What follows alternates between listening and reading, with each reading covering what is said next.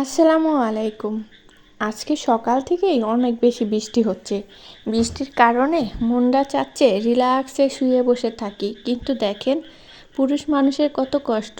এই পানির মধ্যেই, বৃষ্টির মধ্যেই কিন্তু তাদের বাইরে যেতে হবে চাকরির জন্য, কাজের জন্য।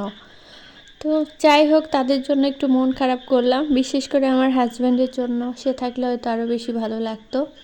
তো দুপুরবেলা কি রান্না করব, আজকে যেহেতু মাসের একেবারে 1 তারিখ, এখনও বেতন হয়নি, বাজার করা হয়নি। ফ্রিজ পরিষ্কার করতে গিয়ে এক পোটলা বাইম মাছ পেয়েছি। এটা অনেক আগেরই কেনা, আমার একদমই খেয়াল ছিল না। তো নারকেল কুড়ানো ছিল, তাই মায়ের কথা খুব মনে পড়ে গেল। আমার মা এই নারকেল কুড়ানো দিয়ে আর বাইম মাছ দিয়ে দুইটাই পাটায় বেটে মজাদার একটা খাবার রান্না করে, যা খাসির মাংসকেও হার মানায়। এত মজাদার হয়। আমার রান্নাটা অতটা পারফেক্ট হয়নি, বাট আমার কাছে ভালো লেগেছে, খেতে পেরেছি, এটাই অনেক। আমার হাজব্যান্ডও বলেছে তার কাছে অনেক ভালো লেগেছে। তো আমি আসলে রান্নাটা একদমই জানতাম না, জাস্ট আমার আম্মু রান্না করতো, আমরা খেতাম। নিজের আন্দাজ মতো রান্নাটা করে নিচ্ছিলাম। এখানে একটা তেজপাতা ছিঁড়ে দিয়েছি, আর একটা এলাচ, 2টা লবঙ্গ, আর 1 টুকরা দারচিনি দিয়ে এখন সুন্দর করে ভেজে নিচ্ছিলাম। এখন আমি কেটে রাখা পেঁয়াজটা দিয়ে দিব। গরম মশলা আর পেঁয়াজ একসাথে একটু ভেজে নিব। তো আমার এখানে ভাজাটা একটু বেশি হয়ে যাওয়াতে আমি পানি অ্যাড করে দিলাম।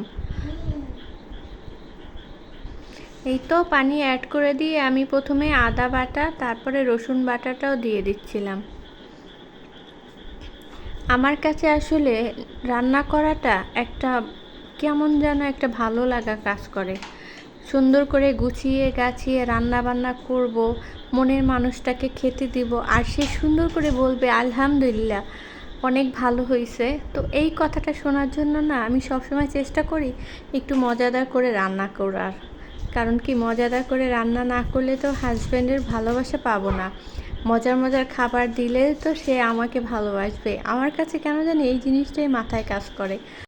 হলুদ, মরিচ, ধনিয়া, জিরা আর একটু গরম মশলার গুঁড়া, লবণ অ্যাড করে দিয়ে এখন একটু নেড়ে চেড়ে আর একটু পরিমাণ পানি দিয়ে মশলাটা একটু সময় নিয়ে কষিয়ে নেব। এগুলো রান্না করার সময় না আমার খুব বেশি আমার পুরোনো দিনের কথা মনে পড়ে যাচ্ছিল। কতই না শান্তিতে ছিলাম, কতই ভালো ছিলাম। মা রান্না করতো আর আমরা মজা করে খেতাম ভাই বোনেরা মিলে। কি জীবন ছিল না?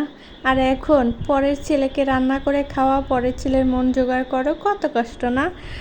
রান্না বান্না ভালো হবে না খারাপ হবে সেটা নিয়ে টেনশন, খাওয়ার পরে একটু রিল্যাক্স হয়ে না ভালো হয়েছে যাক, নেক্সট এই খাবারটা আবার ট্রাই করা যাবে। এই তো প্রথমে আমি এখানে বাইম মাছের পেস্ট দিয়ে দিলাম, তারপর আমি নারকেলের পেস্টটা দিয়ে দিলাম, সুন্দর করে নেড়ে চেড়ে এখন আমি একটু পানি অ্যাড করে দিব। তার আগে ভালো করে নেড়ে একটু মিশিয়ে নিচ্ছিলাম মশলার সাথে।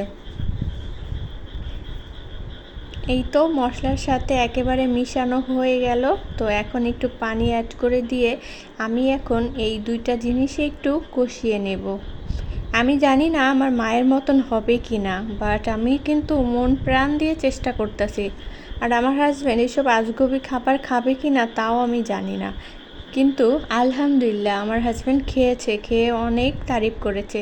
আপনারাও একটু ট্রাই করতে পারেন, এটা সত্যি কথা, অনেক বেশি মজাদার হয়। নারকেল দিয়ে এইভাবে রান্না করলে অনেক ভালো লাগে খেতে।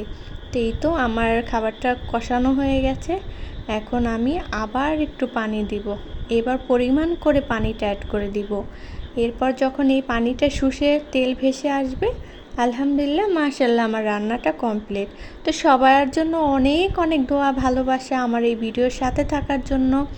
তোমাদের ভালোবাসা ইনশাল্লাহ আমি একদিন সফলতা পাবো, আল্লাহর উপরে ভরসা আছে, বিশ্বাস আছে। তোমরা অবশ্যই আমার জন্য দোয়া করবা আপুরা ভাইয়েরা। ইনশাল্লাহ আমিও তোমাদের জন্য অনেক অনেক দোয়া করব, ভালোবাসা দিব, তোমরাও আমাকে ভালোবাসা দিবা। আজকে এই পর্যন্ত, দোয়া করবে আর ভালো থাকবে সবাই। ও আচ্ছা, তোমাদের তো বলাই হয়নি, আমি আমার বাবার বাসায় চলে আসছি, আর বাবার বাসায় এসে আমি এই ভয়েসটা দিয়েছি। তাই আমার মনের মধ্যে অনেক বেশি আনন্দ কাজ করতেছে, কেননা অনেক দিন পর আমি আমার বাবার বাসায় আসছি। ভালো থাকবে, আল্লাহ হাফেজ।